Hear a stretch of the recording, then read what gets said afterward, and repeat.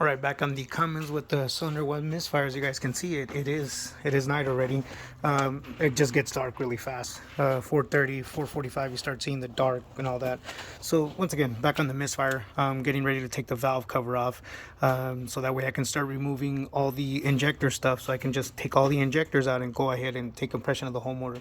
Already have shown you how to get the boost hose out of the way, the harness out of the way, the intake horn, things like that. So already, also don't forget, disconnect the batteries. But let me show you how to get this valve cover off. As you can see, I already have most of the bolts off. There's only 6 bolts. There's 10mm bolts.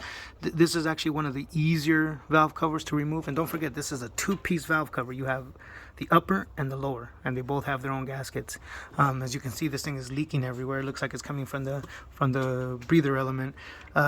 We did put a new O-ring on that when we did the injectors. I want to say about 8-9 months ago, almost 9 months ago. I put brand new injectors. They were actually brand new Bosch. The customer ended up buying them from a company that I introduced him to. It's called Injectors Direct. No, I'm not getting paid for this. Just I use them a lot. They've always been good to me. So we'll see what happens here. This may be a failure on the #1 injector. It may not be. I'm not too sure, but we're gonna find out once I start getting into it here. So let me show you what's going on. Excuse me. So again, all 6 bolts. You can actually take them out with the grommets. As you can see, the grommets are right here. I would, that way the bolts don't just fall out. See? These are some yucky bolts. Put them in my bolt box up here, in my Kirkland glove box. Also, the reason why I am back at this at night, which I should have been at this a lot earlier, I also have the privilege and the blessing of taking care of my kids during the day while my wife is at work. So I am very blessed to be able to watch my kids. But that blessing also comes with a little bit of, time. So let me go ahead and get this valve cover off. Watch. It's very simple. Just grab it from the hole right there. And there it is. There's the gasket. As you can see, the gasket is barely hanging on. There's the valve cover. It smells like a Cummins.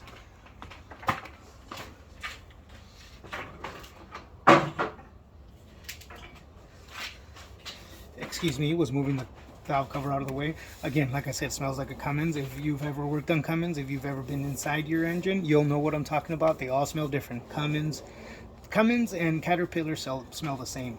Ford smell a little different, and even GM smell different. That's just because of the injection process and the software inside the computer. I won't get that deep into that, but if you know what I'm talking about, you know what I mean. So here we are. There's the injectors. Well, the bottom of the valve cover, which has the injectors. So as you can see it, there's all the injectors right there. We seem to be having a problem on #1. Real quick visual. Nothing looks bad. There's no wires that look like they're falling apart. The harness doesn't look, yes, the harness is starting to get oil in it, but so are all of them. So that would mean that they would all be misfiring if that was the cause of the problem, and it's not. Either way, I'm going to take a resistance test of the wiring just to be sure that the wiring is good. But let me go ahead and start getting everything off, and I'll show you guys right now. I'm actually going to have to remove all the different rocker arms, so that way I can access. You cannot take these injectors off without removing the rocker arms. So let me go ahead and start taking those off, and we'll go from there. Right, see you in a bit.